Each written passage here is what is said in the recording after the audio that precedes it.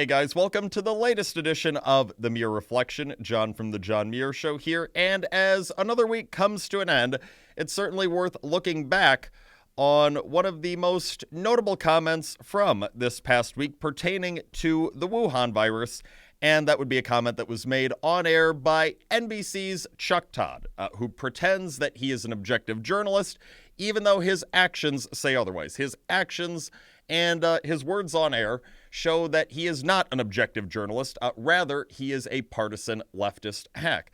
So you had Chuck Todd once again attacking President Trump, trying to claim that President Trump is surrendering to the China virus. That's not happening, Chuck. President Trump is not surrendering to this virus. What President Trump is simply doing is dealing with reality. And the reality is, yes, during pandemics, it's sad, but it happens. People do get infected with whatever virus or disease it is, and people do die from whatever virus or disease that it is. It's not what President Trump wants. It's not what I want. It's not what I'm sure many of you want, but that is what happens. People do die as a result of pandemics.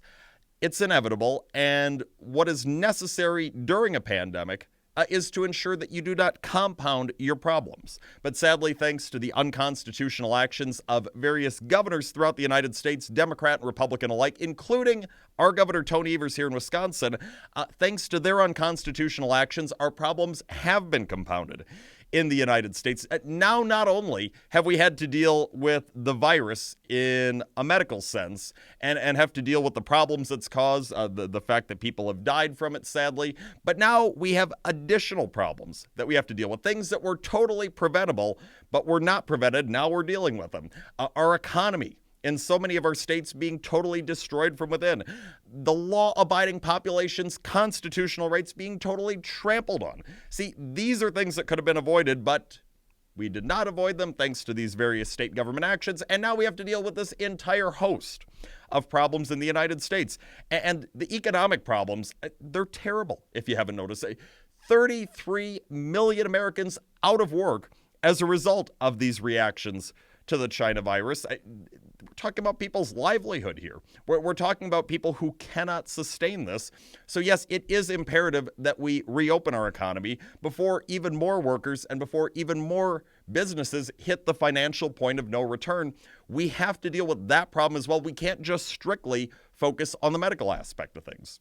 And of course, at no point in time, under no circumstances, is it acceptable to trample on the constitutional rights of the law-abiding population in this country. So no, it's not acceptable to have all these unconstitutional orders like Evers' safer at home order being issued, and it's not sustainable. It's not realistic to keep these lockdowns going in the United States for an extended period of time, because it's only going to make our problems worse with the economy. And already we're at, it seems that the cure, as they told us it was, with shutting down our nation's economy, essentially, the cure is turning out to be worse than the problem itself, and it seems will be more long-lasting than the problem itself, because who knows how many years it might take to get this nation's economy back on track. So President Trump is not surrendering to the virus. He is doing what any good leader would do, what any sensible leader would do, looking at the big picture.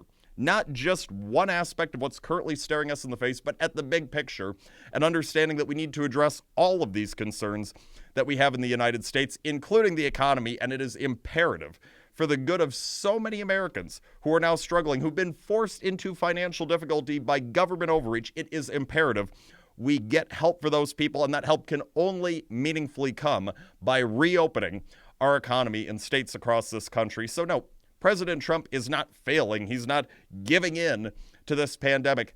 He is succeeding because he's looking at the big picture, and he's addressing all of our problems in an effort to ensure that all of us in the United States make it through this time in as safe and as prosperous of a manner as possible. That's all the time we have for today and this week. Have the best of weekends. John Muir Show back on Monday, 8:40 a.m. WTAQ, 9 a.m. WSAU and WHBL. Till next time, I'm out.